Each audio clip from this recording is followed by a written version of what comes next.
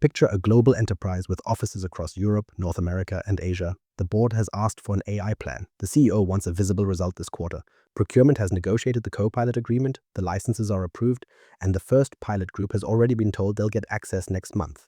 On paper, the project looks simple. Assign licenses, send a launch email, run a few training sessions, show usage in a dashboard. Then the CISO asks a question that changes the meeting.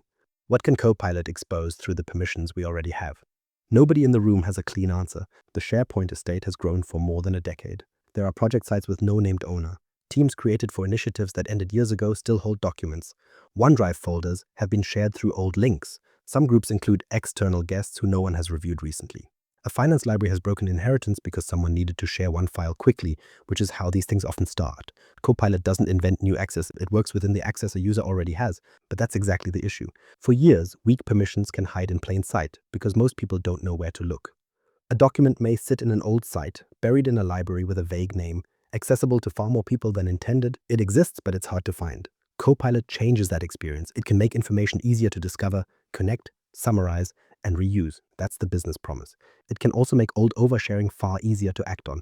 So the CIO sees speed, the CISO sees exposure, finance sees a growing license commitment, business leaders see people already using public AI tools because they're trying to get work done faster. All of them are right. The real question isn't whether you can deploy Copilot. You can. The question is whether you can turn it into a secure, scalable business capability rather than an expensive pilot that creates a few good demos, a spike in support tickets, and a difficult conversation at the next renewal.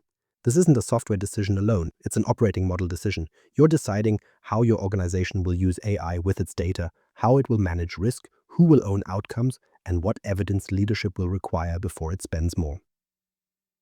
Executive summary, the consultant's answer. My recommendation is straightforward. Deploy Microsoft 365 Copilot in phases. Don't treat it as a tenant-wide license event. Start with a small number of business scenarios where work is repeatable, the process has a clear owner, the data risk is understood, and you can measure the result. At the same time, assess identity, data access, information structure, governance, security controls, and the support model needed to run this as an enterprise service. That sequence matters. Most Copilot programs don't fail because users can't open the app.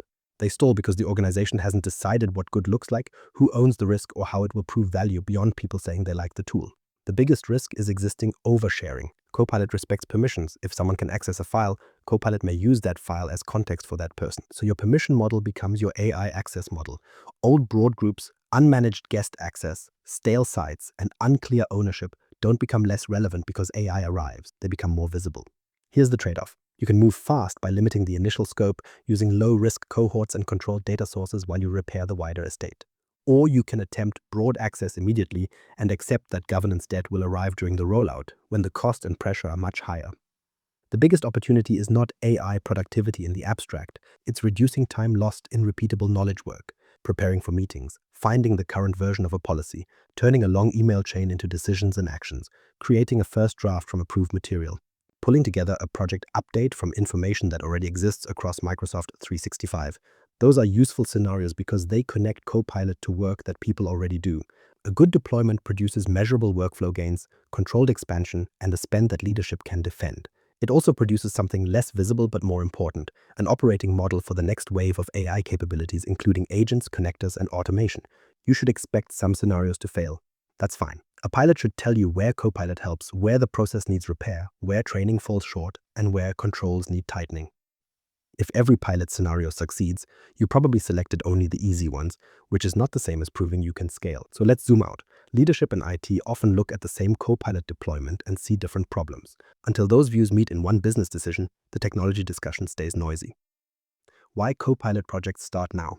Copilot projects rarely begin because an organization woke up one morning with a perfect AI strategy.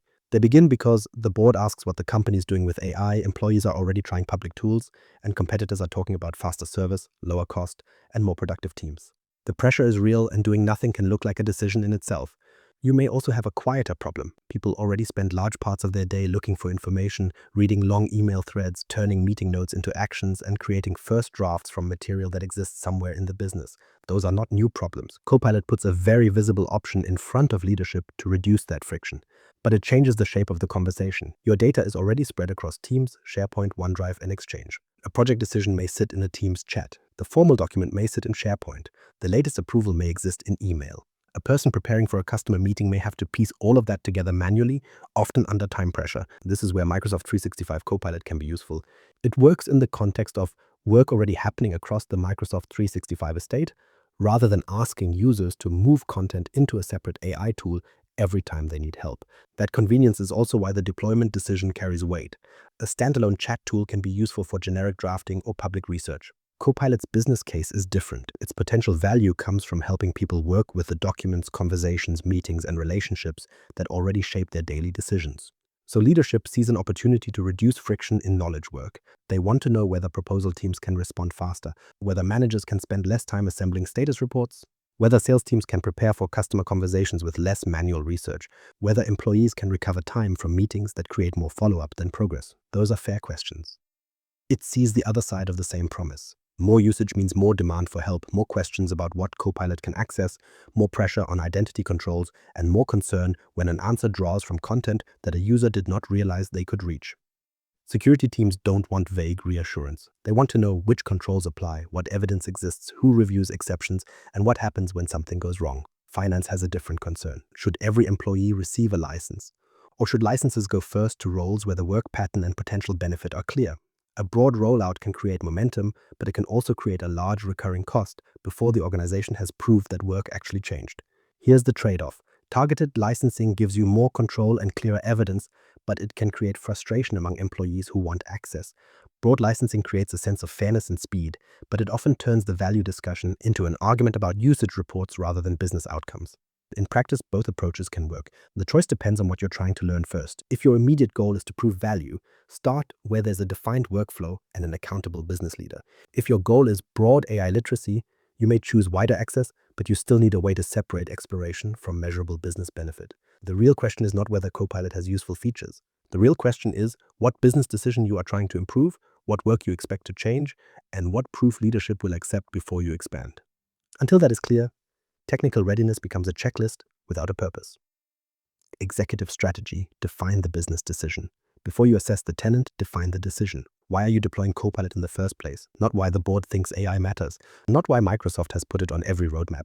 What changes in the business if this deployment works? If the answer is, we want people to be more productive, you haven't defined a decision yet. You've described a hope. A useful strategy starts with a specific business problem. Maybe proposal teams lose too much time finding prior content and turning it into a first draft.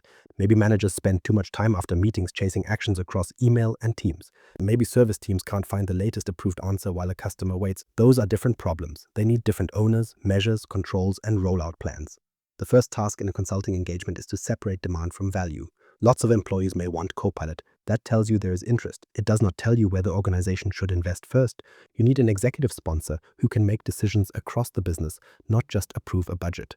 This person needs enough authority to bring business leaders, security, finance, legal, HR, and IT into the same conversation when the trade-offs get uncomfortable. A CIO can sponsor the platform. That makes sense.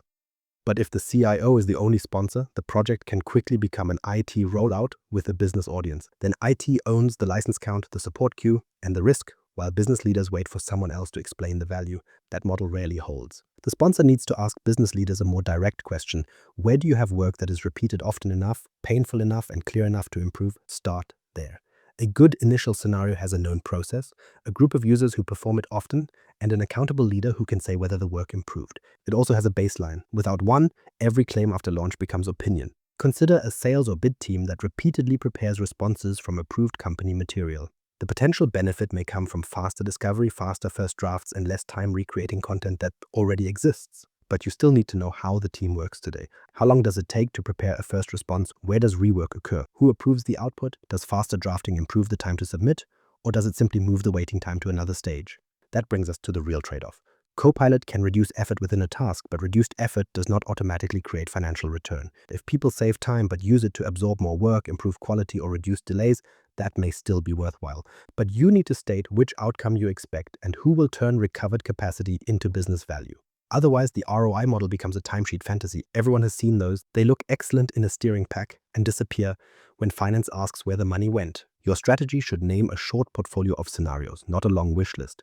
For each scenario, document the business owner, user group, current workflow, expected change, data sensitivity constraints, and the measure that will decide whether it continues. You also need decision rights. Who can approve a new pilot scenario? Who accepts a risk that cannot be fixed before launch? Who decides that a department receives more licenses?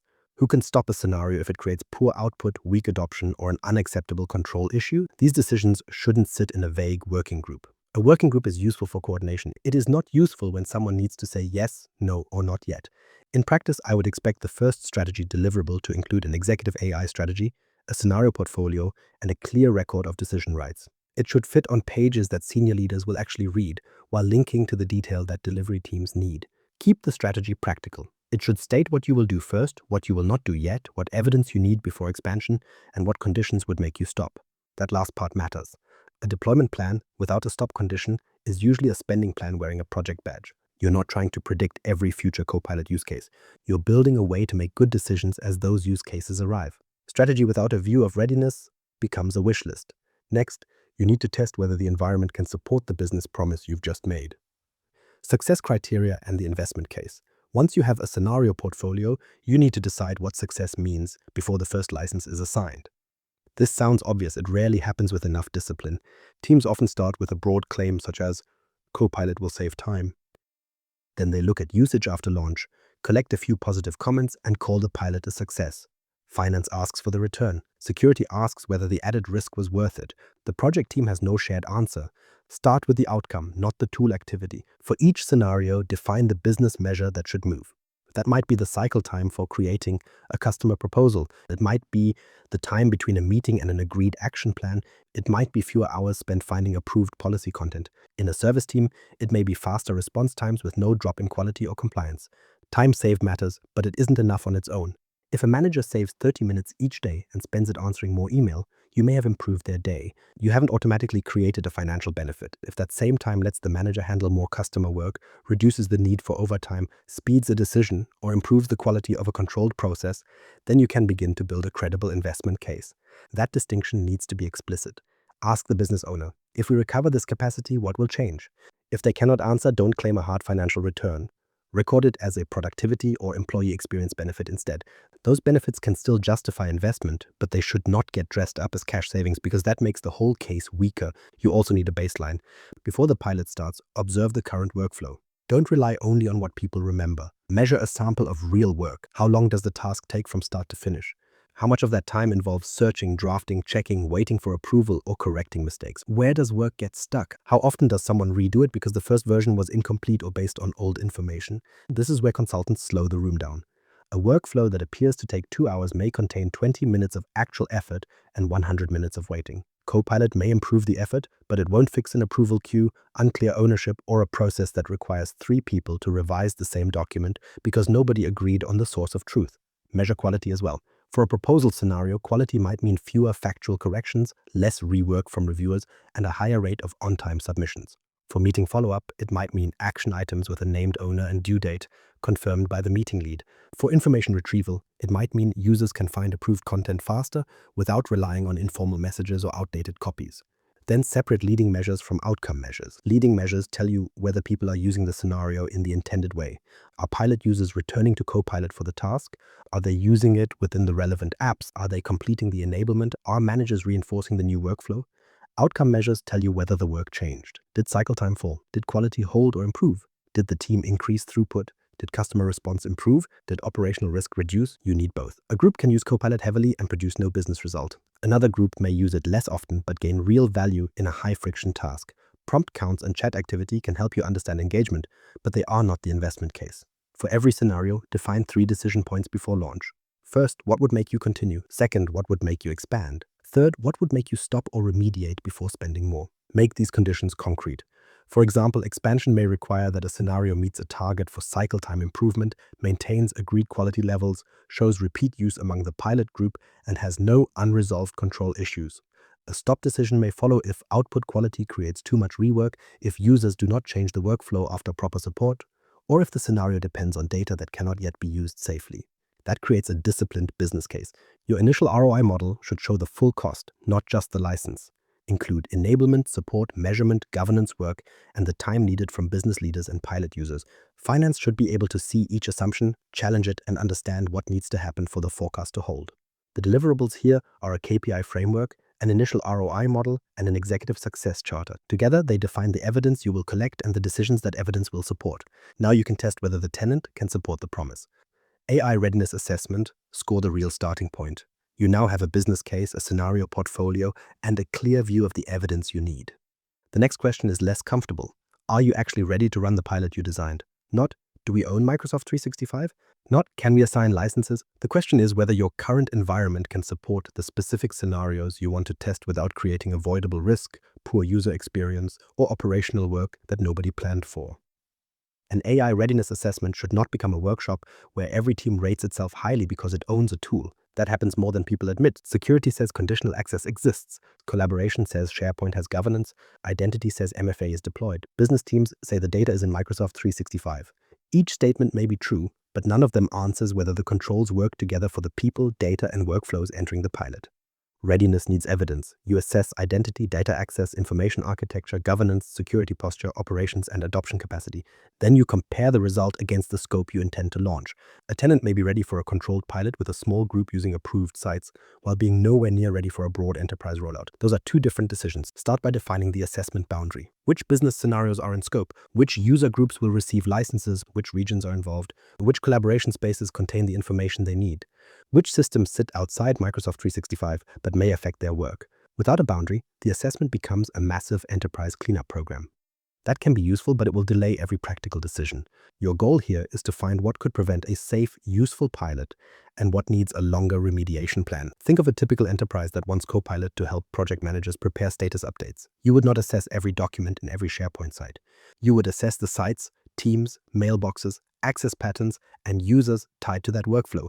Then you would identify what must change before the pilot, what can be monitored during it, and what must remain outside the initial scope. That is risk-based assessment. For each domain, ask 3 questions. First, is there a hard blocker? A hard blocker means you should not proceed with the planned scope until the issue is resolved. An example might be a user population without the identity controls your security policy requires, or a pilot scenario that depends on locations with unmanaged access and no accountable owner. Second, is there a manageable gap? This means the pilot can proceed if you narrow the scope, put a temporary control in place, or assign a clear remediation owner with a deadline. Third, is this an accepted risk? Some gaps will not be fixed before the pilot. That is normal, but someone with the right authority must accept the risk, understand the impact, and agree to the boundary around it. Accepted risk is not the same as ignored risk. One has an owner, the other becomes a surprise. A useful scorecard does not hide behind one maturity number. A single score may look tidy in an executive slide, but it can conceal the real issue. You might have strong identity controls and weak data ownership. You might have solid security tools, but no operational process to handle user questions, exceptions, or incidents. A green average can hide a red problem. Score each area by business impact and exposure. If a low-risk scenario uses a limited content set with named owners, an information architecture gap may be tolerable for the pilot. If the same gap affects sensitive commercial data across thousands of sites, it carries a different weight. Context decides the rating. The assessment should also test the difference between policy and practice. A policy may require site ownership, but how many sites actually have an active owner? A standard may require labels, but do users apply them in ways that reflect how the business works? A governance forum may exist, but can it make a decision within the pace of a pilot? This is where the real starting point becomes visible. By the end of this phase, you should have an AI readiness scorecard that lists the assessed areas, evidence reviewed, risks found, business impact, current control state, remediation priority, and named owner. It should make clear what you can launch now, what needs repair first, and what remains out of scope. Would you approve your pilot based on that scorecard? If the answer depends on verbal reassurance from 3 different teams, you are not ready yet. If it shows clear boundaries, owned gaps, and evidence that the intended scope can operate safely, you can move forward with confidence. The next area deserves close attention because identity decides who Copilot can act for and what it can reach. Identity, licensing, and core service readiness. Identity comes before Copilot because Copilot works in the context of a user. It acts on behalf of that user. It searches what that user can search. It brings together information that user can reach. So if identity is weak, The rest of the deployment sits on weak ground. Start with Entra ID Health. You need to know whether your pilot users have strong authentication, whether conditional access applies in the way you expect, and whether device posture affects access to Microsoft 365 services. MFA should be a rollout gate. If someone can access Copilot from an unmanaged or risky device without the controls your organization expects, fix that before you make the service available. Conditional access needs the same level of review. Many enterprises have policies that grew over time. There may be exclusions created for a business unit, a legacy application, a service account, or an urgent project from years ago. The policy still exists because removing it feels risky. That is understandable. It also means you need to know whether the pilot population falls into one of those gaps. Check privileged access as well. A Copilot deployment does not create a new reason for weak admin practice. Review who can assign licenses, change access groups, alter sharing settings, or modify policies that affect the pilot. Use least privilege. Keep privileged roles separate from ordinary user accounts. Make sure emergency access accounts are governed, tested, and not quietly used as a normal workaround. That last one always sounds obvious until you find it in the logs. Then move to licensing. The technical task of assigning a Copilot license is simple. The management decision is not. You need to confirm that each target user has an eligible base license and that your license assignment method matches the rollout model. Individual assignment may work for a small pilot. Once you move into controlled waves, group-based licensing through Entra ID security groups usually gives you more control, clearer ownership, and a better audit path. Build those groups around the business decision. Don't create a group called Copilot users and let it grow without rules. Create groups linked to a scenario, a department, a region, or an expansion wave. Name an owner. State the entry criteria. State who can remove a user. This gives finance and IT a clean view of who has a license and why. You also need reclaim rules. What happens if someone changes role, leaves the organization, moves out of the pilot, or never uses the license in the agreed period? If you cannot answer that, your pilot becomes a permanent license pool by accident. Licenses should support a business scenario, not become a status symbol. Core service readiness comes next. Microsoft 365 Copilot depends on services your organization may already run, but already run is not the same as ready for this use. Check Exchange Online mailbox readiness for the intended experience. Check team settings that affect meeting content and transcripts. Review SharePoint and OneDrive availability, user provisioning, and service health expectations. Microsoft Graph forms the context layer across these services. You don't need to turn this into a technical lecture. The point is simple.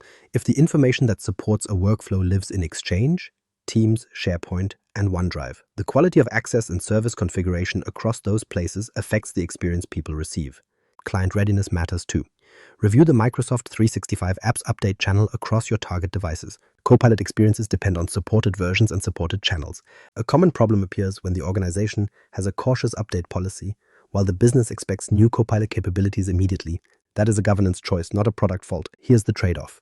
Current channel may give users access to capabilities sooner, but it demands a support model that can absorb faster change. Monthly Enterprise channel offers a more controlled rhythm, which may suit organizations that need more testing and communication. What matters is that you choose deliberately and explain the implication to users. Hybrid identity needs special attention.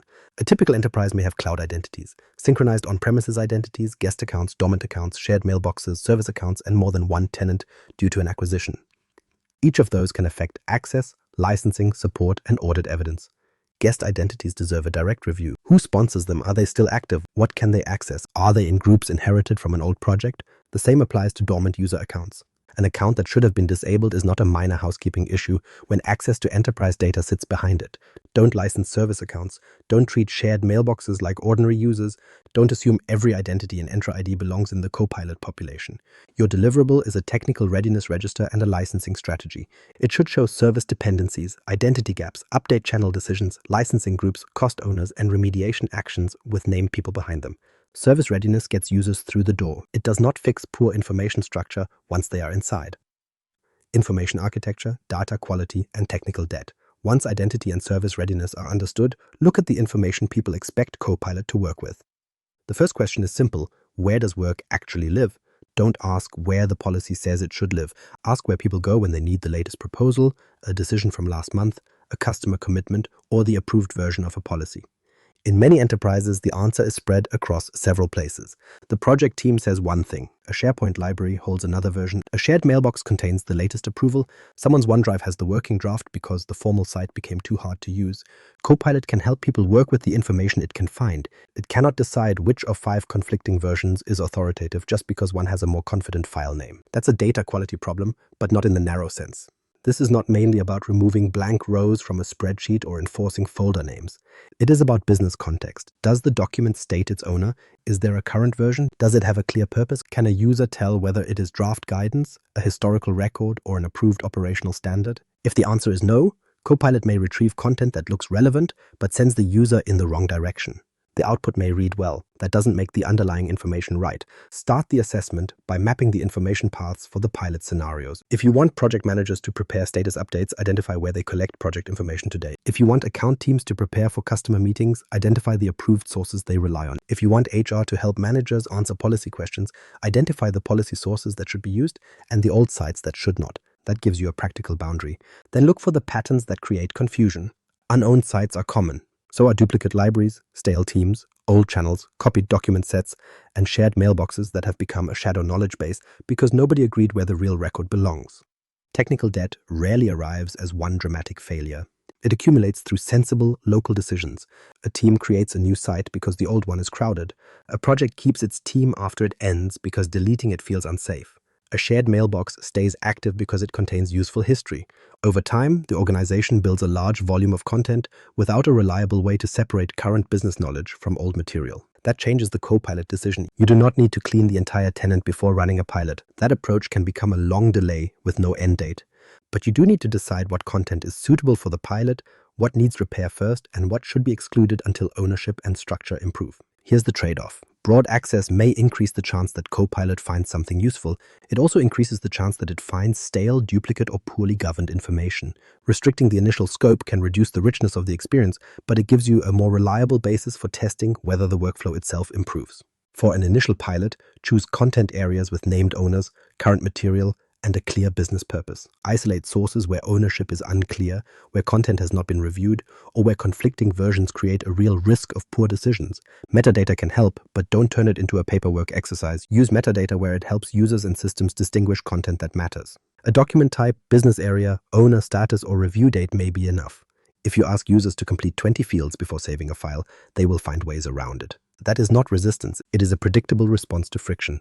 Naming standards matter for the same reason. They should make information easier to identify, not satisfy an architecture diagram that nobody outside IT understands. Retention and records rules must also reflect the value and purpose of the content, because keeping everything forever does not create a better knowledge base. It creates more noise. At this point, produce an information architecture gap map and a remediation backlog.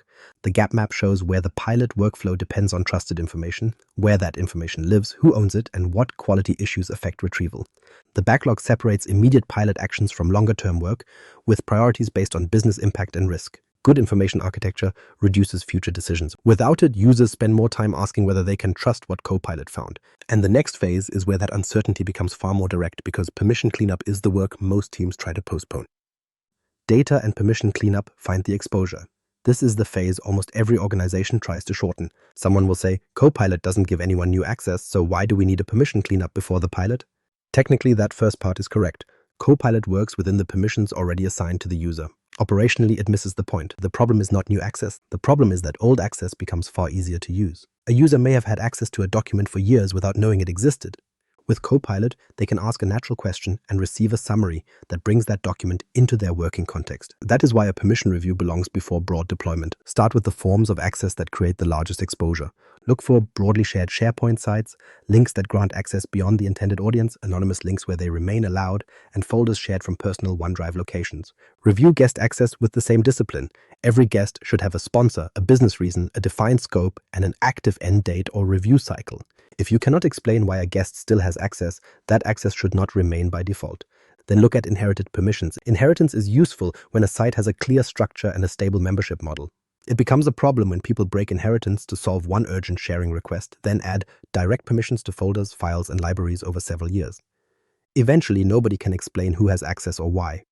This is common. It is also manageable if you treat it as an evidence exercise rather than a cleanup campaign based on guesswork. Review the groups used to grant access. Look for names that no longer mean anything. Look for mail-enabled groups that have become de facto security controls. Look for groups with no clear owner. Look for large nested memberships and groups that still contain people who changed role, left the business, or joined through an old merger. When somebody says, "We don't know what that group does, so don't touch it," record that as a risk. It is not a reason to leave the problem invisible.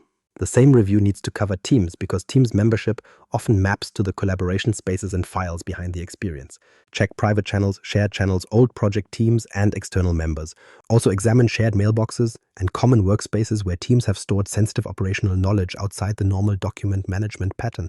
You are not trying to make collaboration difficult. That matters because permission remediation can become heavy-handed very quickly. If IT removes access without involving the business, users will work around the controls.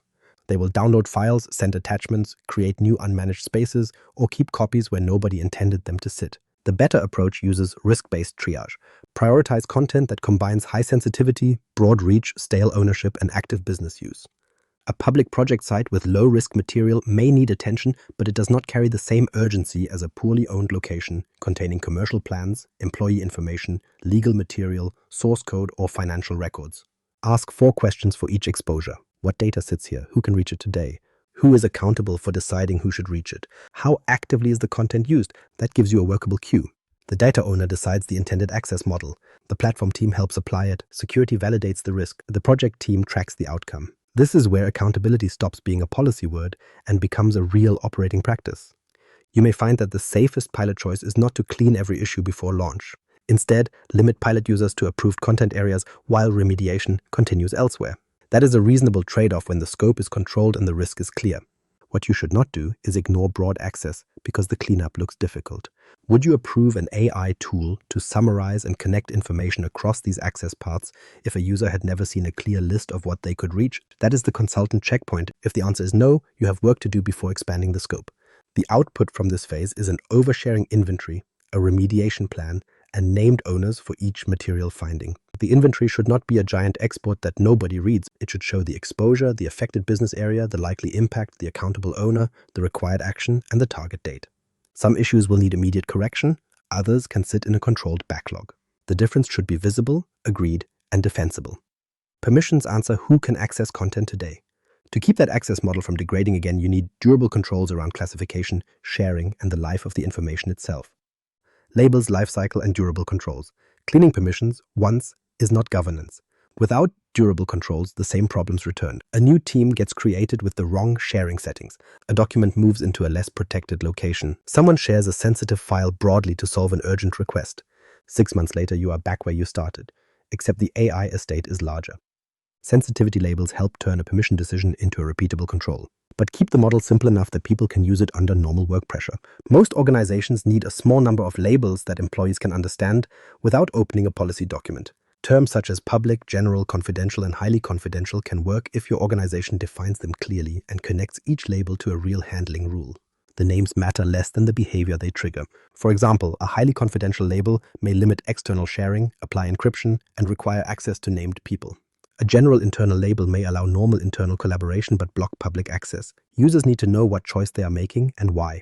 Too many labels create false precision.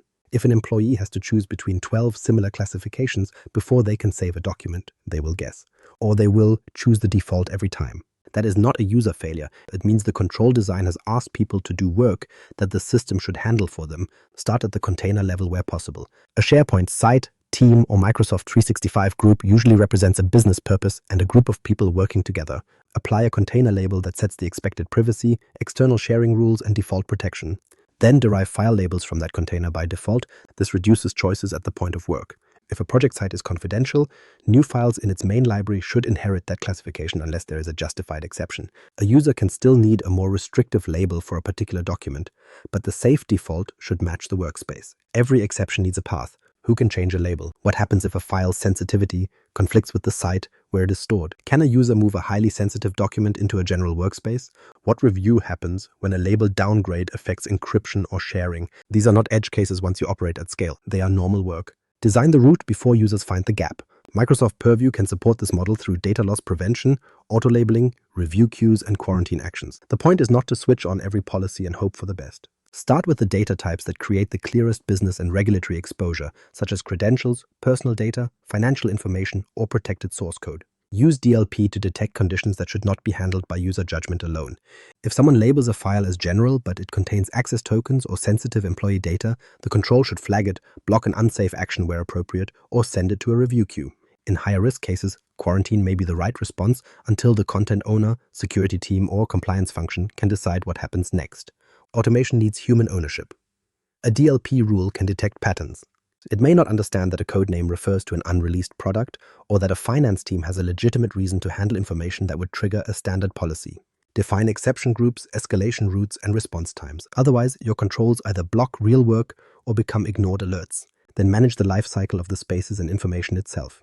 Every active team and SharePoint site should have a named owner.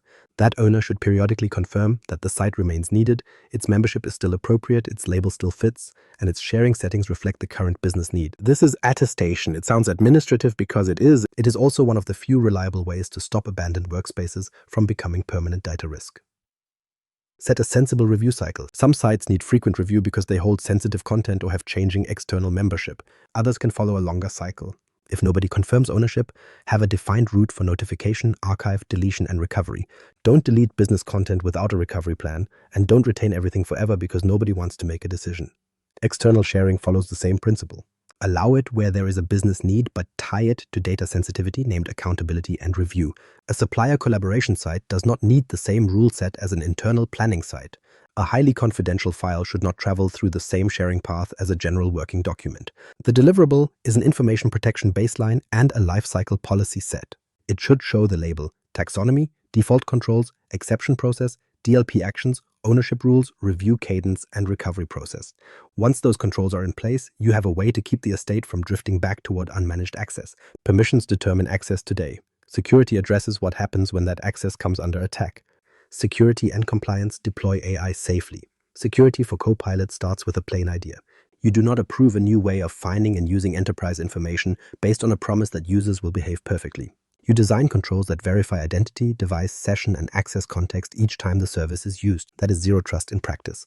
A user's password is not enough. You need to know whether the sign-in carries risk, whether the device meets your management standard, whether the user is in an approved location or network context, and whether the requested access makes sense for that account. MFA is the baseline gate. If a pilot user cannot meet your MFA standard, they should not receive access. There is no useful argument for treating that as an optional improvement after launch. Conditional access is where you apply the policy to real working conditions. You may allow Copilot from compliant managed devices while limiting access from unmanaged devices. You may require stronger controls for users handling confidential data. You may block high-risk sign-ins or require a fresh authentication challenge when the context changes. The policy design must match how people work. A global sales team may need mobile access while traveling. A regulated back-office team may require a managed device and a restricted session. If you apply one rule to everyone without understanding the work, users will either lose the ability to do their job or search for ways around the policy. Here's the trade-off. Tighter controls can reduce exposure, but they can also create friction. The answer is not to weaken the controls until users stop complaining. It is to design different access paths for different risk levels and make those paths clear before the rollout starts. Next, define how you will protect sensitive information during normal use. DLP should cover the data types that matter to your organization. That may include credentials, personal data, payment information, financial forecasts, regulated records, legal material, or non-public source code. The control question is specific. What should happen when sensitive content appears in a prompt, a response, a file, or a sharing action? Some cases need monitoring, some need a user warning, some need blocking, some need escalation. Do not treat all DLP events as security incidents.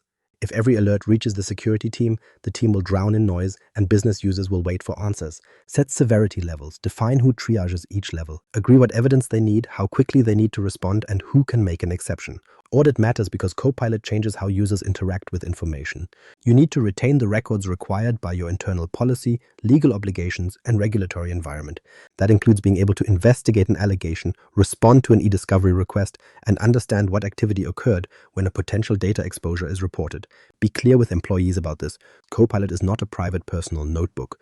Prompts and responses can fall within your organization's retention, audit, and legal discovery obligations. This is not a reason to create fear. It is a reason to set honest expectations about professional use.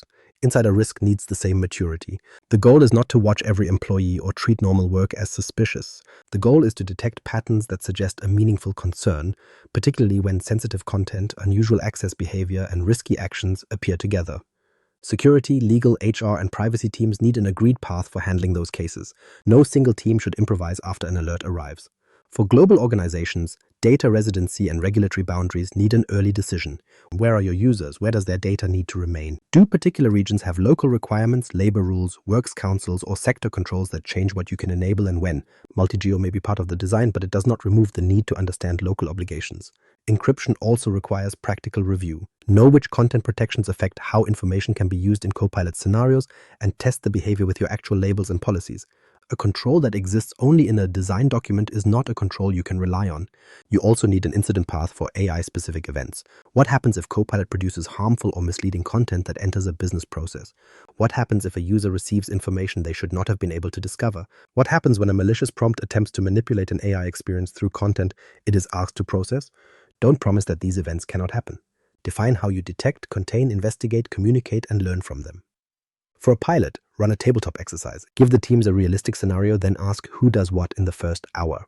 If the response depends on finding the right people in an emergency chat, the process is not ready. The deliverable is a Copilot security assessment and risk register.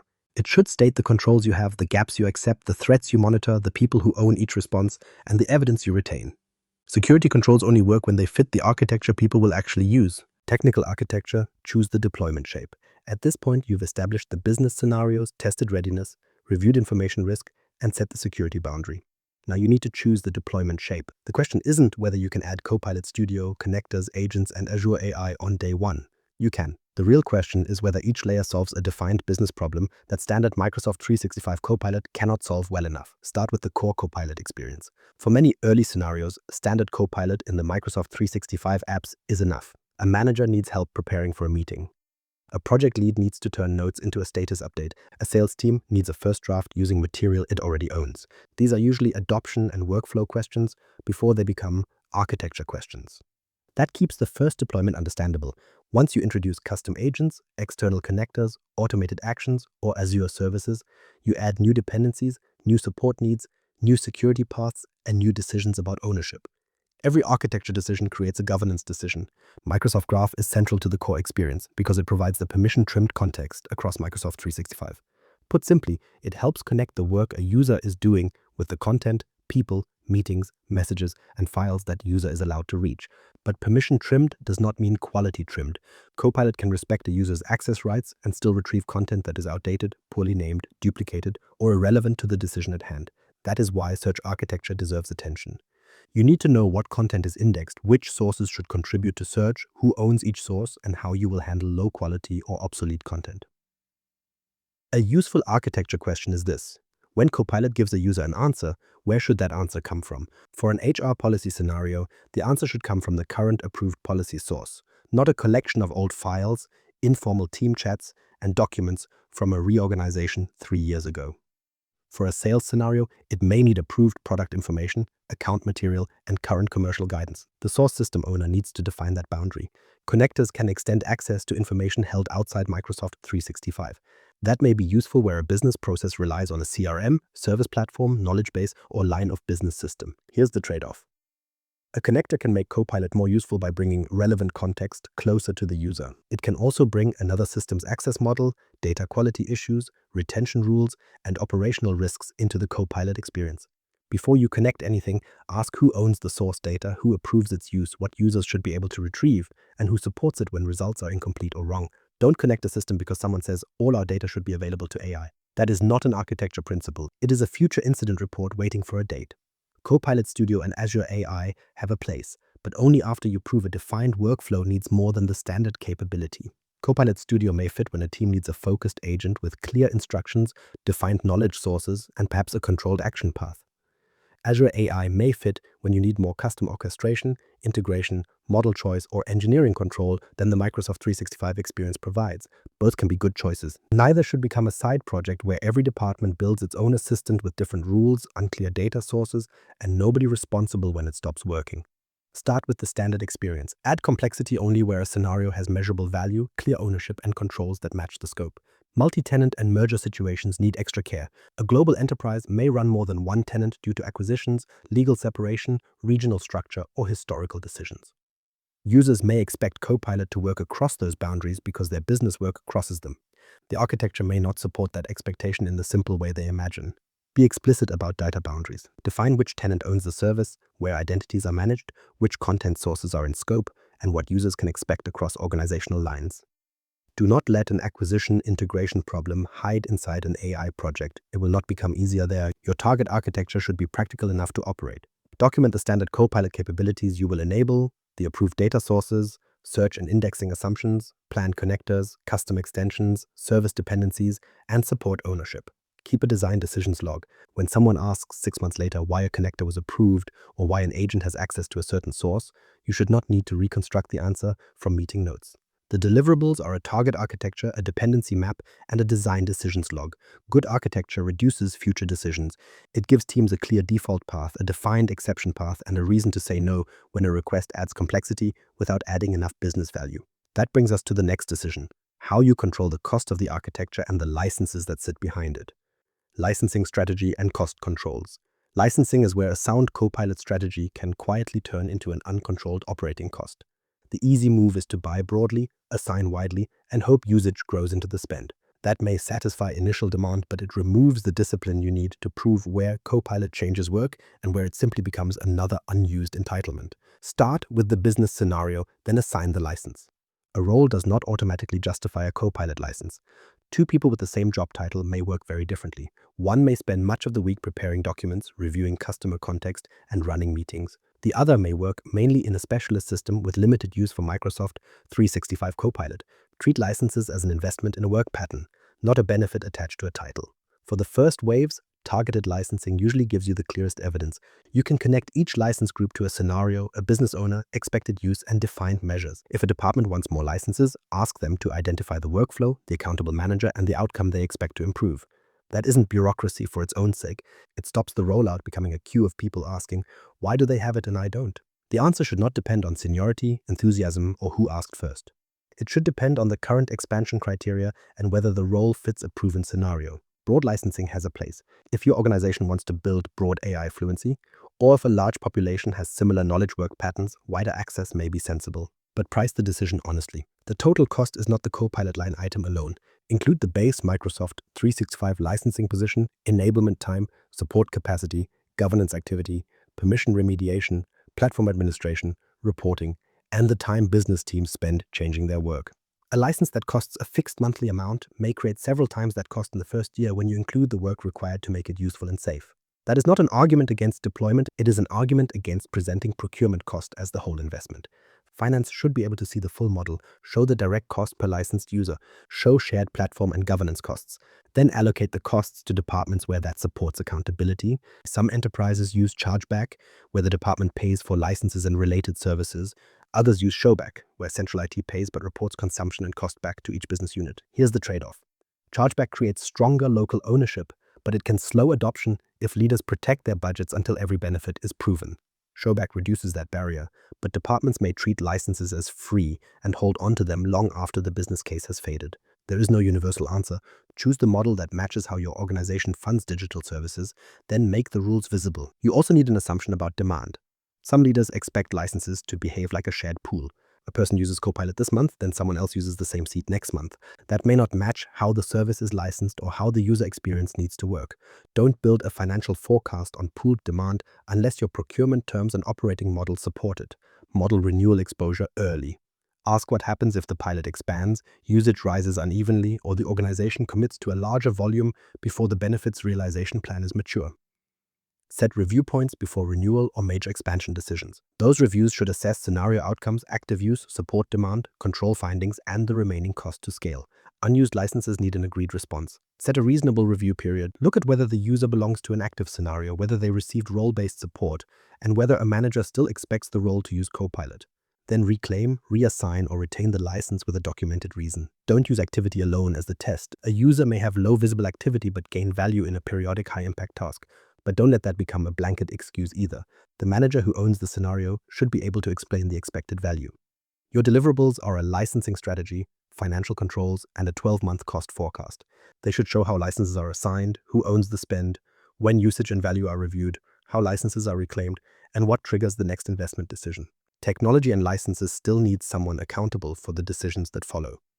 Governance: build the Copilot operating model. A license strategy tells you who receives Copilot and how you control the spend. Governance tells you who makes decisions after the license is active. This is really a governance decision. Copilot touches business work, enterprise data, security controls, legal duties, employee concerns, and departmental budgets. If one team owns all of it, decisions either become slow or they happen outside the process.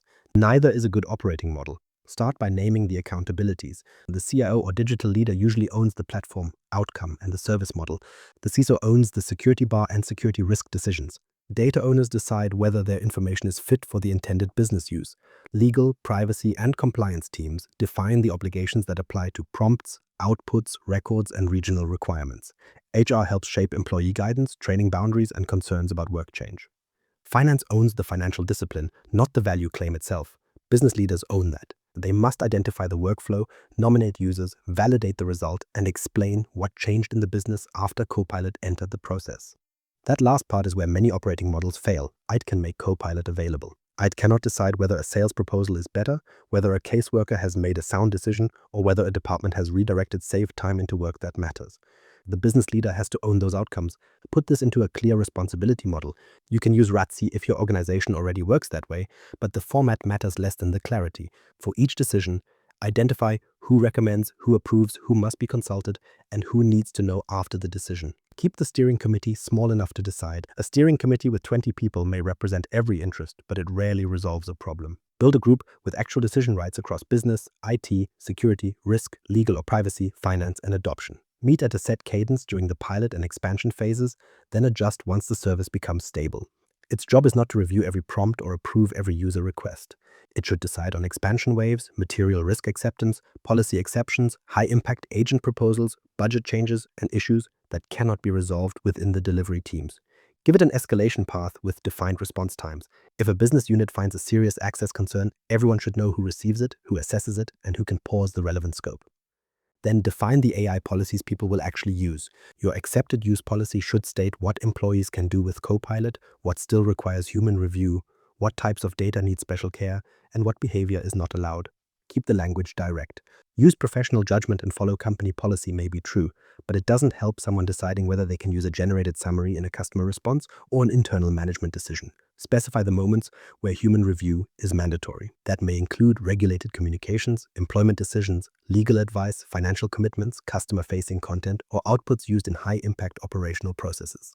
The point is not to ban useful work. It is to make clear that Copilot can support judgment without replacing accountable judgment. Agent boundaries need their own policy. A simple agent that retrieves information from approved sources has a different risk profile from an agent that writes to a system, sends a message, creates a record, or triggers a workflow. Define which agents users can create for themselves, which need business owner approval, and which need formal security, privacy, and technical review before publication. Every architecture decision creates a governance decision. An agent with a connector creates a question about data access. An agent with an action creates a question about authority. An agent shared across a department creates a question about support, lifecycle, and ownership. Write the rules before the agent catalog becomes a museum of abandoned experiments. Separate enterprise standards from local playbooks. The enterprise should set the non-negotiables: identity controls, data handling rules, audit expectations, security review, retention, and approval paths. A local team can define how Copilot supports its own workflow, what examples it trains on, and what quality checks make sense in that work. That gives you control without forcing every department to work the same way. The risk register needs a named owner for every material item. Not IT, not the program, a person or accountable role. That owner tracks the mitigation, reports progress, and brings the issue back to the steering committee when the risk changes or the deadline slips. Policy exceptions need the same discipline. Record what is being accepted, why the business needs it, what compensating control applies, who approved it, and when it expires. Permanent exceptions are often temporary decisions that nobody revisited. Finally, test the controls. Run regular reviews of access, policy compliance, agent ownership, and unresolved risks. Test whether escalation works under pressure. Test whether local teams still follow the enterprise rules after the launch attention has moved elsewhere. The deliverables are a governance framework and a Copilot operating model. They define the people, decision rights, policies, review routes, and control checks that allow Copilot to operate as a business capability rather than a collection of licenses. Governance becomes real when the pilot tests it under normal work pressure. Pilot design. Prove a business scenario. The pilot is where your strategy, controls, architecture, and governance model meet normal work. That's why a pilot should never exist to prove that Copilot can write an email, summarize a meeting, or produce a first draft. Everyone already knows it can do those things. The pilot needs to prove something more useful. That a defined business scenario can operate safely, people will use it in real work, and the outcome justifies the next level of investment. Start with a business scenario, not a department. Let's pilot Copilot with finance is too broad. Finance contains many workflows, data types, approval rules, and risk levels. A stronger pilot statement sounds like this. We will test whether account managers can prepare customer meeting briefings faster using approved account information while maintaining the same quality standard. That gives you a workflow, a user group, a source boundary, a business owner, and a measure. Choose departments where 3 conditions exist. The work should repeat often enough to measure. The leader should be willing to change how the team works, not just distribute licenses. And the data risk should be manageable within the controls you have already tested. A pilot group also needs variety. Do not fill it only with enthusiastic early adopters. They will find value because they enjoy testing new tools, and that is useful feedback, but it does not show how the broader workforce will respond. Include confident users, cautious users, experienced users, and people who are busy enough to reject anything that adds friction. That mix gives you honest evidence. Decide the pilot duration before launch. It must be long enough for people to move beyond first-week experimentation and use Copilot during routine work, but short enough that the pilot cannot drift without a decision. Define the license count, the entry and exit process, the support route, and the user commitments. In practice, users should know what is expected of them. They are not being asked to become AI experts. They are being asked to test a small number of agreed work patterns, provide evidence about what helped or failed, and raise concerns quickly. Managers have commitments too. They need to protect time for enablement, reinforce the selected scenarios in team meetings, and validate whether the work output improved. If a manager delegates the pilot to IT and never looks at the workflow again, you will collect activity data without business evidence. Write acceptance criteria before the launch communication goes out. For each scenario, define the control criteria, adoption criteria, and business criteria. Control criteria may require that no unresolved access issue appears in the approved scope. Adoption criteria may require a meaningful share of the pilot group to return to the scenario over several weeks. Business criteria may require improved turnaround time, reduced rework, or better completion of follow-up actions. Don't set criteria that only reward good news. A pilot must have a legitimate path to stop. If the data sources are unreliable, if users cannot fit the process into their work, or if the quality check shows added rework, stopping or redesigning the scenario is a sound result. It prevents a weak pattern from becoming an enterprise standard. Build feedback into the operating rhythm. Each week, collect user evidence. Ask what task they attempted, what source material they used, what result they received, what they changed before using the output, and whether the result altered the time, quality, or confidence involved in the work. Avoid vague questions such as, "Did you like Copilot?" People may like it and not use it. They may dislike parts of it while still gaining real value. You need evidence tied to the workflow. Bring managers, security representatives, support leads, and the executive sponsor into a regular review cadence. Managers report business observations. Support reports recurring friction. Security reports control findings and unusual events. The sponsor resolves decisions that the delivery team cannot make, especially where scope, budget, or risk acceptance changes. Keep executive reporting brief and decision-focused. Show the scenario, the baseline, the current evidence, the open risks, the user feedback pattern, and the decision needed. Do not bury the steering group in screenshots, prompt examples, or feature lists. They need to know whether the scenario is safe, useful, repeatable, and ready for the next step. Your pilot playbook should bring all of this together. It defines the users, workflow, scope boundaries, support path, data sources, controls, measures, feedback routine, and exit criteria. Pair it with an executive reporting pack that makes the current state visible without requiring a forensic review of project documents. Before you approve launch, ask one final question. If this pilot succeeds, do you know exactly what you will repeat, for whom, under which controls, and with what evidence? If you cannot answer that, you are running a product trial.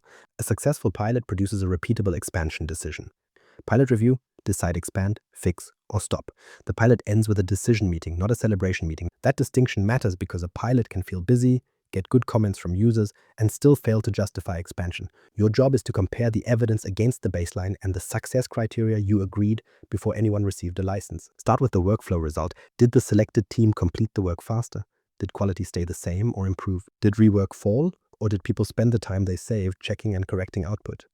Did the process become easier to follow, or did Copilot create another step that people avoided when deadlines became real? Look at the evidence across more than one source. Use workflow samples, manager review, support cases, user feedback, and the control findings from the pilot period. A user saying, "This saved me time," is useful. It is not enough on its own. You need to understand which task changed, how often it changed, and whether that change can repeat across the next group. Then separate the cause of every shortfall. A weak result may come from a product limitation. It may come from a poor workflow design. It may come from old or conflicting source content. It may come from weak training, unclear policy, or a support route that users could not navigate. These are different problems, and they need different responses. If Copilot produced weak answers because the approved source material was incomplete, buying more licenses will not solve it. If users struggled because the training showed generic examples rather than their real work, that is an enablement issue. If a control blocked a valid business task, the question is whether the policy needs refinement, not whether the user should find a workaround. This is where experienced teams avoid blaming the tool for every problem. Document each finding in a practical form. State what happened, what caused it, who owns the response, and whether the issue affects the current scenario, the next expansion wave, or the wider operating model. Some findings will change policy, others will change architecture, support guidance, training material, or the scope of the next pilot. Not every scenario deserves another round. A scenario should move forward when it shows repeatable business value, acceptable risk, and a workable support model. It should end when the workflow has no clear benefit, the data quality cannot support the intended use, or the cost of control exceeds the likely return. Stopping a weak scenario is not failure. It protects the enterprise from scaling a pattern that looked good in a demo but adds little under normal work conditions. Frankly, that is a cheaper lesson than discovering the same thing after thousands of licenses are assigned. The executive decision should have 4 possible outcomes: expand when the evidence meets the agreed criteria and the next group is ready; extend the pilot when the scenario still has promise but needs more evidence within a clear time limit; remediate when the business case holds but a defined control, data, workflow, or training issue needs correction first; stop when the scenario does not justify further spend. Each outcome needs a written decision named owner and next date. Avoid language such as, "let's keep exploring." That usually means nobody wants to make the call. A pilot that continues without a change scope, a new question, or a decision gate becomes a standing experiment with a monthly bill. Your pilot closeout report should show the original hypothesis, baseline, results, unresolved risks, lessons learned, changes required, and scale recommendation. It becomes the evidence pack for the steering group and the starting point for the next wave. One more question belongs in that review. Would the next group receive a better deployment because of what this pilot taught you? If the answer is no, you collected feedback but did not learn. A pilot only earns its cost when its lessons change the next decision. The next challenge is making sure a scenario that worked for one team becomes part of normal work rather than fading after launch week. Adoption and change management. Make it part of work. A pilot can prove a workflow. It cannot create a habit across an enterprise. Once you move beyond the pilot, the work changes. You are no longer asking whether a defined group can use Copilot safely and productively. You are helping people change how they prepare, communicate, search, draft, review, and make decisions during a normal week. Technology is rarely the hard part. People need to know what is changing, why it is changing, what remains their responsibility, and where the boundaries sit. If they hear only that the organization has rolled out AI, they will create their own story. Some will assume their role is at risk. Others will assume every output is correct because it came from Copilot. A few will use it aggressively, then lose trust after the first poor result. Your communications need to get ahead of all 3 reactions. Executive communication should focus on work, not product excitement. A leader should explain the business reason for the rollout, the scenarios and scope, the expected use, and the standards that remain in place. Say clearly that Copilot supports employee judgment. It does not remove accountability for a customer response, an approval, a policy decision, or a regulated outcome. People also need to know what the organization expects from them. They should understand which data handling rules still apply, when they need to verify output, how to raise a concern, and where to get help. Keep this direct. An acceptable use policy, hidden in a long portal page, does not change behavior during a busy afternoon. The message from leadership should also be honest about the limits. Copilot will sometimes give an incomplete answer.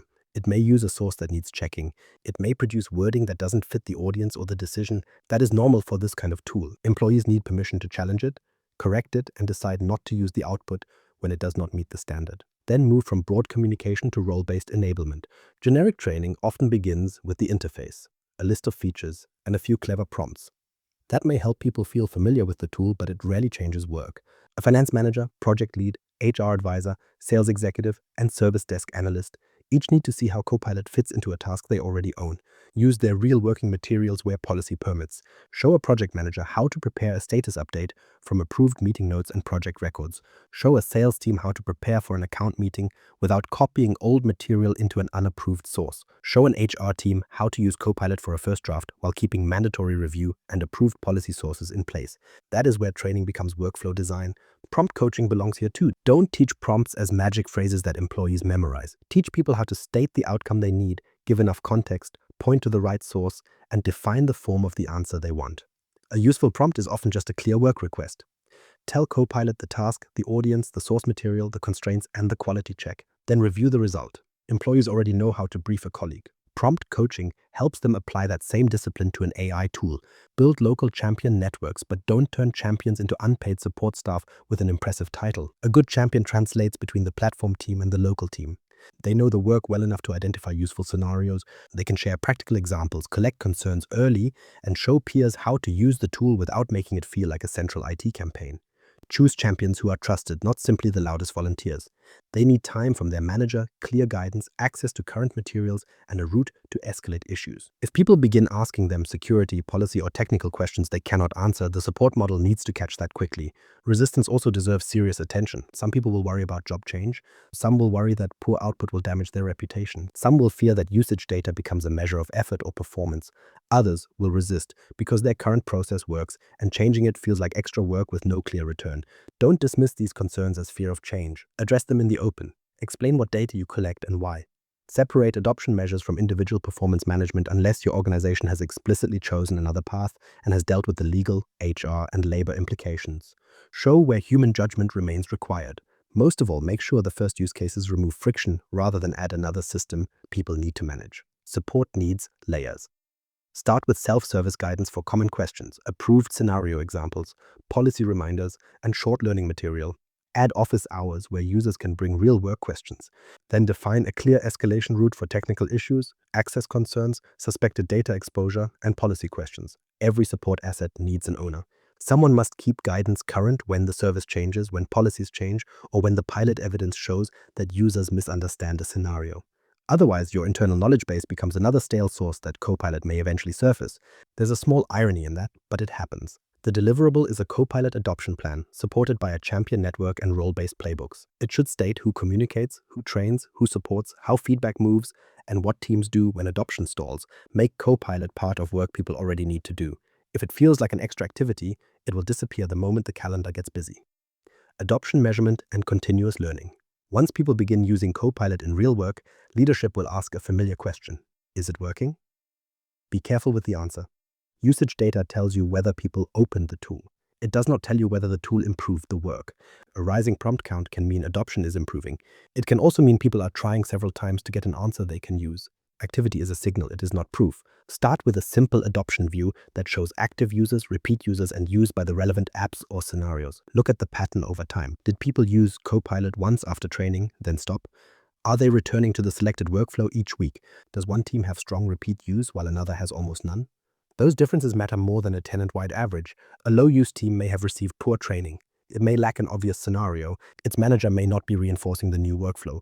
Or the team may be correct because Copilot does not solve a meaningful problem in that part of the business. Don't assume every low adoption number is a user problem. Ask what the users are actually doing. Are they using Copilot to prepare for meetings, create drafts, find information, or reduce follow-up work? Or are they only experimenting in chat, trying prompts once and moving on? This is the distinction between exploration and changed behavior. A consulting team tracks the behavior that connects to the business scenario. If the scenario is faster customer meeting preparation, measure whether account teams use the approved sources and whether their preparation process changes. If the scenario is reducing project follow-up effort, measure whether teams use the agreed process and whether action tracking improves. You don't need surveillance to do this. Use sampled workflow reviews, manager feedback, user interviews, support trends, and aggregated service data. Employees should understand what you measure, why you measure it, and what you will not use it for. If they believe every interaction becomes a personal performance score, they will either avoid the tool or use it in ways that distort the evidence. Keep the measurement focused on learning. Peer learning helps here because people often trust a practical example from someone doing the same job more than a central training session. Create a route for teams to share what worked, what failed, and what they changed in their process. The useful examples are specific. Not Copilot helped me save time. Instead, I used this approach to prepare a briefing from these approved sources. I still checked these parts manually. It removed this step from my process, but it did not replace this review. That kind of evidence gives colleagues a pattern they can test. Managers also need a regular review point. They should ask whether the chosen workflow still makes sense, whether users have adopted the agreed practice, and whether the quality or risk controls need adjustment. This should sit inside normal operational conversations where possible, not become a separate monthly ritual that disappears when priorities change. Training cannot be a one-time event because the product, policy, and work itself will change. Refresh guidance when new capabilities alter what users can do. Update it when a security rule changes. Rework it when evidence shows that users misunderstand a source boundary, skip a review step, or keep asking the same question through support. Treat each recurring problem as a learning backlog item. Name the issue, identify the affected scenario, decide who owns the fix, and test whether the revised guidance changes behavior. Some fixes will be a short prompt example. Others will require a policy clarification, a better source of truth, or a change to the workflow itself. The deliverable is an adoption dashboard and a continuous learning backlog. The dashboard shows where behavior is taking hold. The backlog shows what the organization will improve next. Together, they stop adoption reporting from becoming a monthly count of clicks with no connection to the work that changed. Now connect that usage evidence to financial and business outcomes. Measuring ROI, build a defensible case. ROI is where many Copilot programs lose credibility. Not because Copilot cannot improve work, but because teams claim value before they define what value means. They count prompts, active users, or training attendance, then present that as a return on investment. Finance will quite reasonably ask a harder question. What changed in the business? Start with business KPIs tied to each scenario. If a commercial team uses Copilot to prepare account briefings, measure preparation time, meeting readiness, follow-up speed, and perhaps the quality of customer response.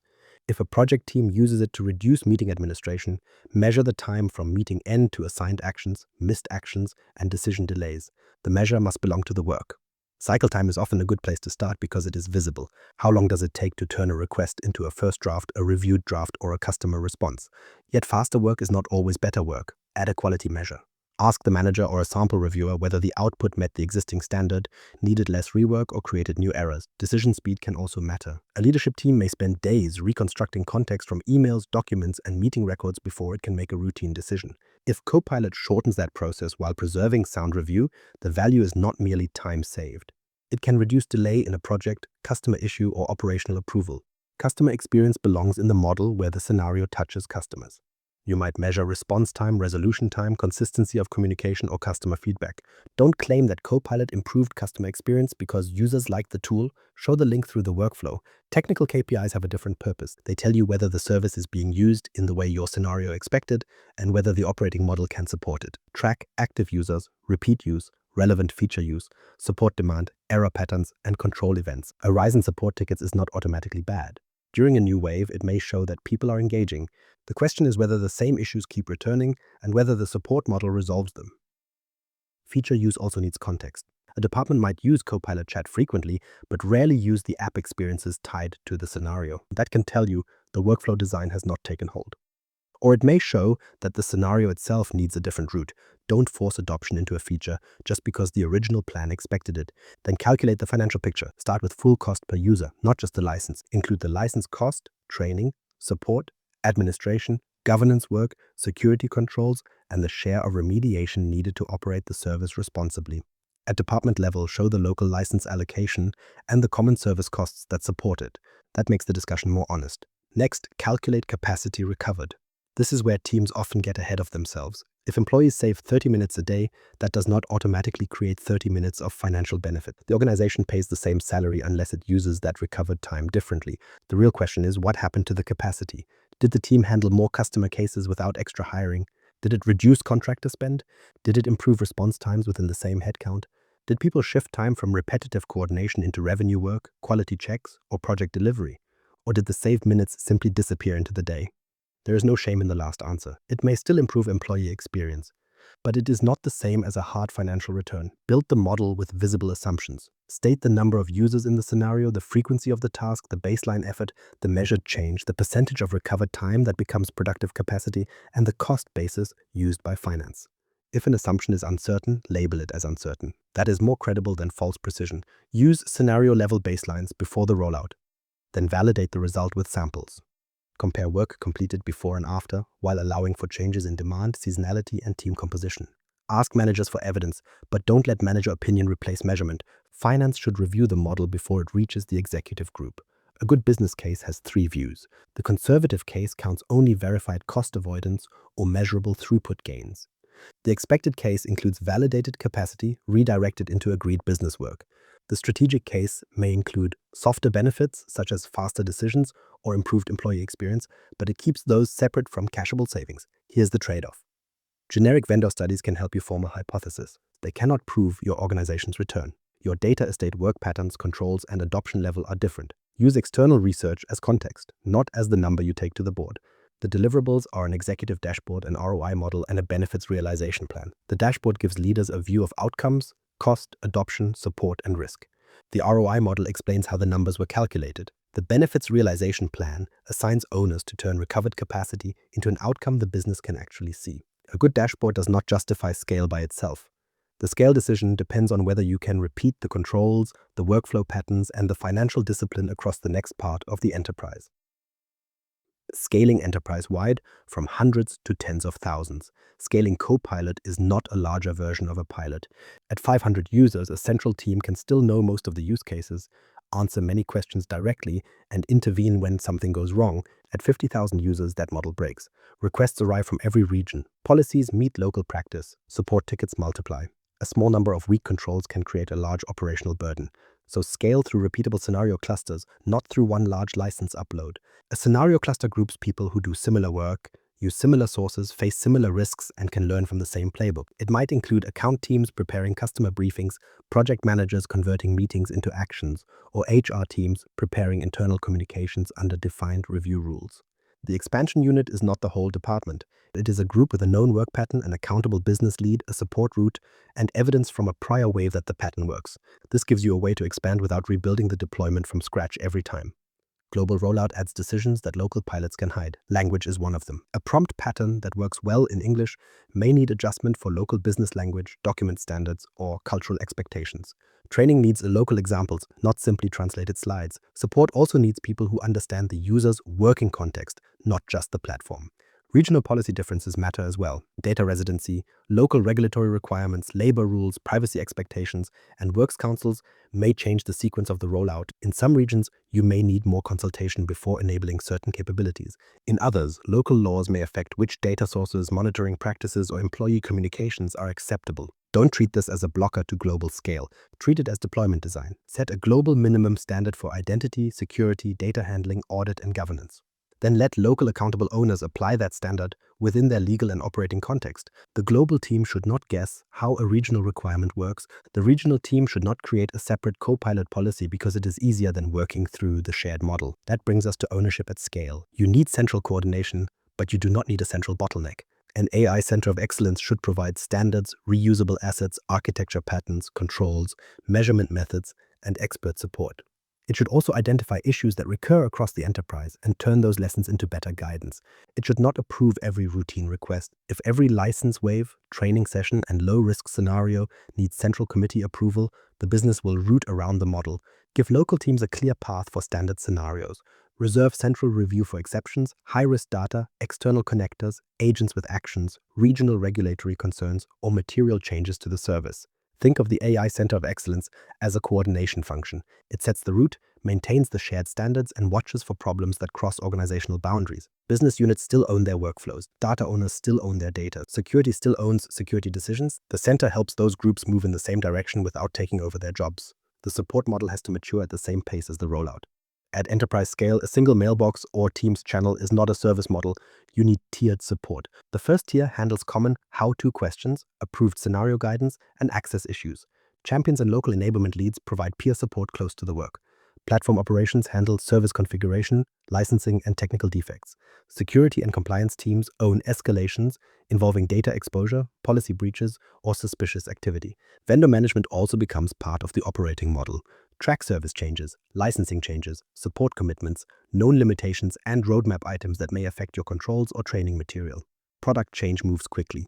A feature introduced into the tenant can alter user expectations before the operating model catches up, which is always a popular surprise for a governance team. Your expansion waves should have entry criteria. A region or business group enters when it has an accountable leader, a usable scenario set, required controls, local support coverage, and capacity for enablement. It exits the wave review when it shows stable use, manageable support demand, acceptable risk, and evidence that its chosen workflows are producing the expected outcomes. This creates a rolling enterprise rollout plan rather than a single launch date. Some groups will move quickly. Others will need time to resolve data, policy, or organizational issues. That is not inconsistency. It is risk-based delivery. The deliverables are an AI Center of Excellence blueprint and an enterprise rollout plan.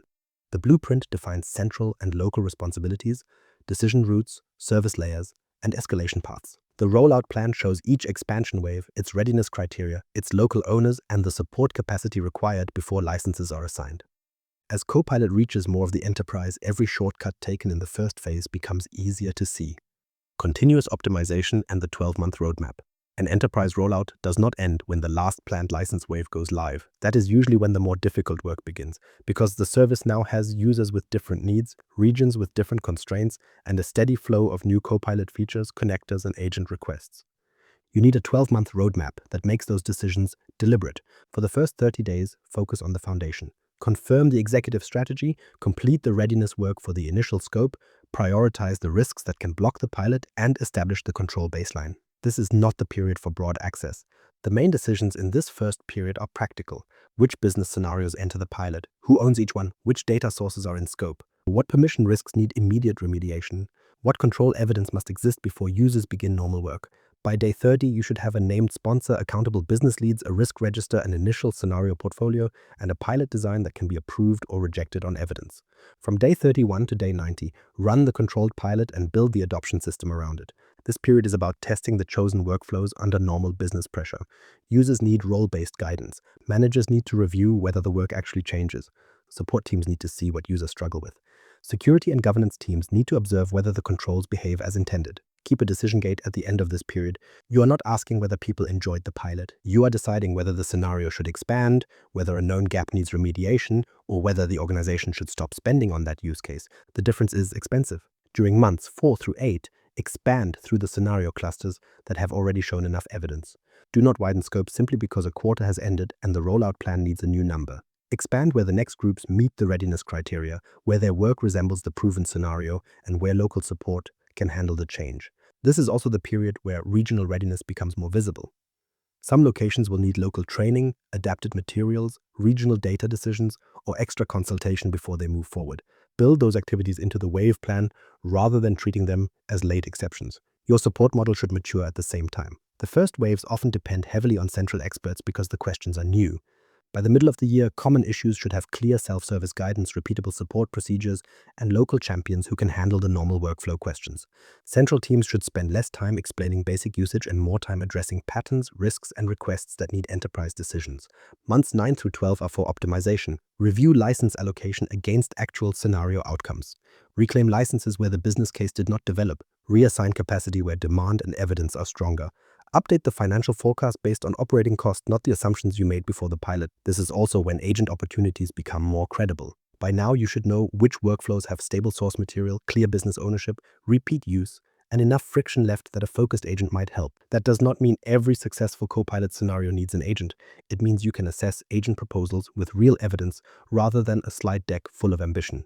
New product capabilities, connectors, and agent patterns will continue to appear throughout the year. Apply the same framework every time. What business problem does this solve? Who owns the workflow and data? What new access, support, security, or lifecycle decisions does it create? What happens if it scales beyond the first team? If you cannot answer those questions, the request is not ready for production.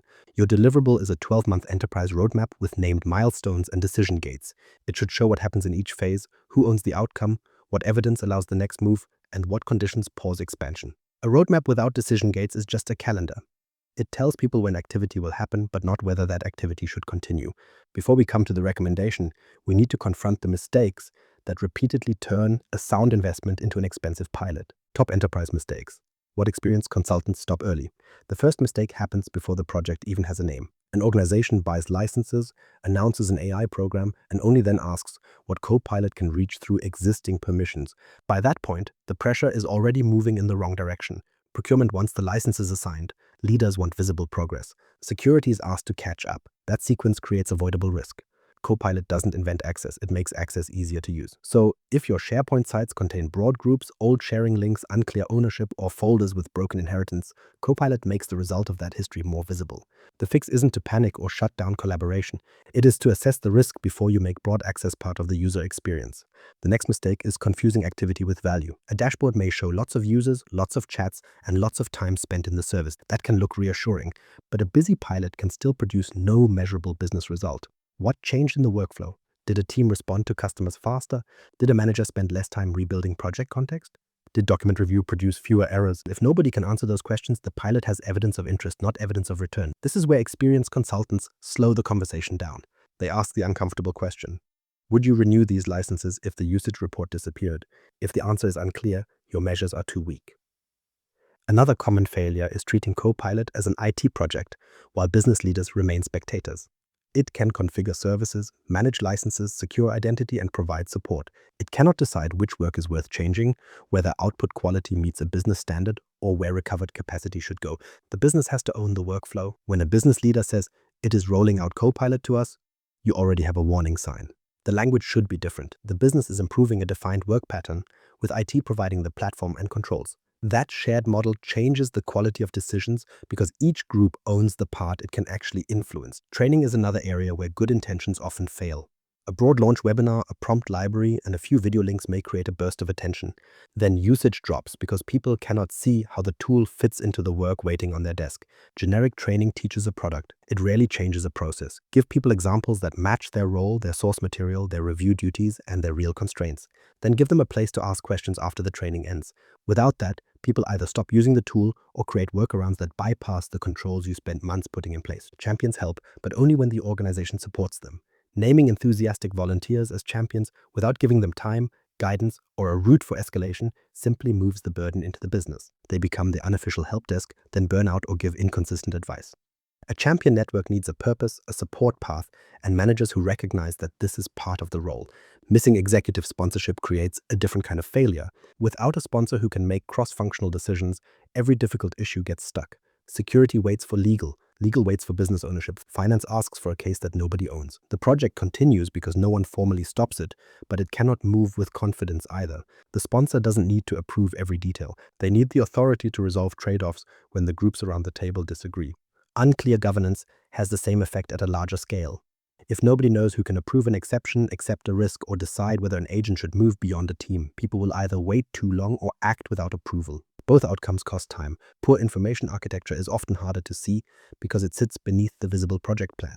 Teams may have documents in several places, competing versions of the same policy, vague names, abandoned workspaces, and no clear source of truth. Copilot cannot determine which document your organization intended to trust.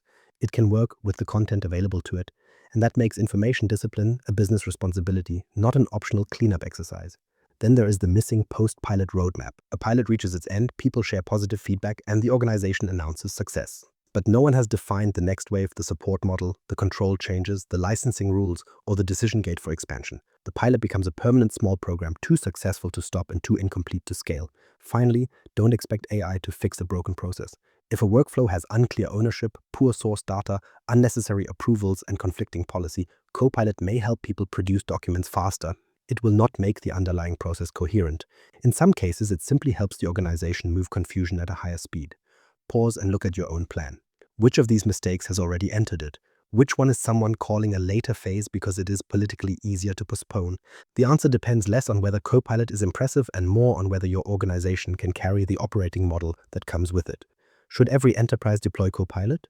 Should every enterprise deploy Microsoft 365 Copilot? No, not automatically. And that isn't a rejection of Copilot, it's a rejection of a poor deployment decision.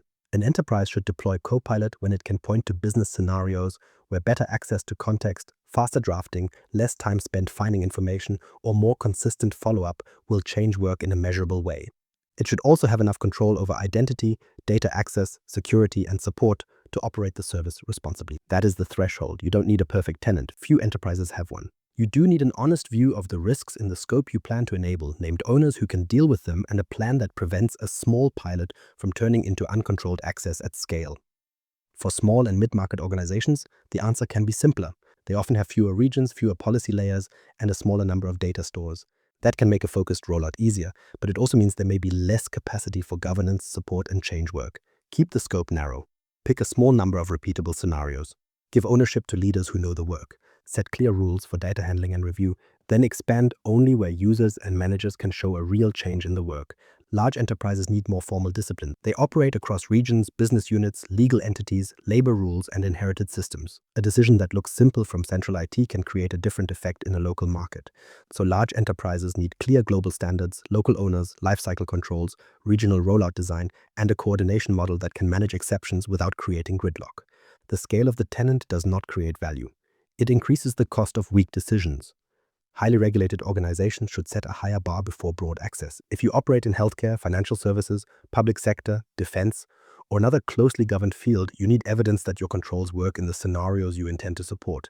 You need audit paths. You need clear retention and e-discovery positions.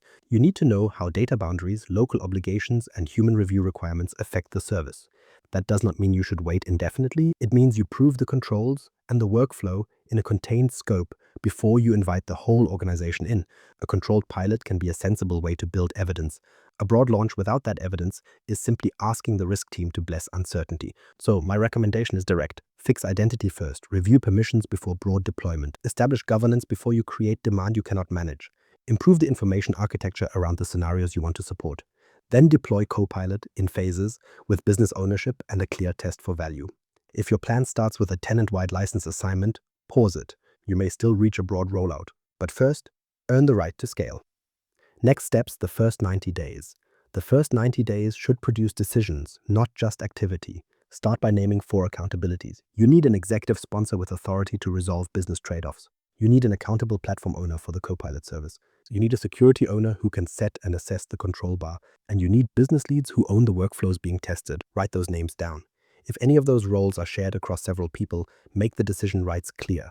A large team can contribute expertise, but someone still needs to make the call when the business wants speed and security needs more evidence.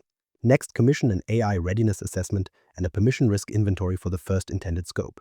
Don't ask whether the whole enterprise is ready in the abstract. Assess the users, data sources, workspaces, and services that support the first scenarios. The results should separate hard blockers from issues you can manage during the pilot and risks the sponsor is willing to accept for a defined period. That gives the organization a starting point based on evidence. Then select a small set of pilot workflows. Choose work that repeats, has a clear business owner, and has an outcome you can measure without inventing a new reporting program. Avoid choosing only the most exciting use case. Choose one where you can compare the work before and after, and where the team has enough incentive to change its habits. Set up the governance forum before launch. It doesn't need to be a large committee at this stage. It needs the right people, a fixed cadence, a decision log, and clear escalation routes. Agree the success criteria before licenses go live. Agree what will cause you to expand, what will require remediation, and what will stop the scenario. This protects the pilot from becoming an open-ended experiment. For days 1 through 30, complete ownership, scope, readiness evidence, and the pilot design. For days 31 through 60, remediate the priority risks in the pilot scope, prepare the users and support teams, and validate the controls that matter to the scenarios. For days 61 through 90, run the pilot under normal working conditions, collect workflow evidence, and bring the results to the executive decision point. Keep the roadmap visible. At the end of 90 days, you should not be asking, what should we do next? You should be deciding whether the evidence supports expansion, a focused correction, or a stop. That is the discipline that turns Copilot into a managed business capability instead of a very expensive experiment. 3 decisions that determine the result. 3 decisions determine the result. First, treat Copilot deployment as a business decision, not a license purchase. The license gives a user access. It does not tell you which work should change, who owns the outcome, or whether the investment earns its place in the budget. Second, accept that your existing permissions and information architecture define the risk boundary. Copilot works within the access people already have. If access is too broad, content is stale, or ownership is unclear, AI will expose that operational debt faster than a normal search experience. Third, sustained value comes from workflow adoption, evidence, and operating discipline. People need a reason to use Copilot in real work, managers need to see a measurable change, and the enterprise needs controls that remain in place after the first rollout wave. The biggest risk is scaling access and cost before you have proved control and business value.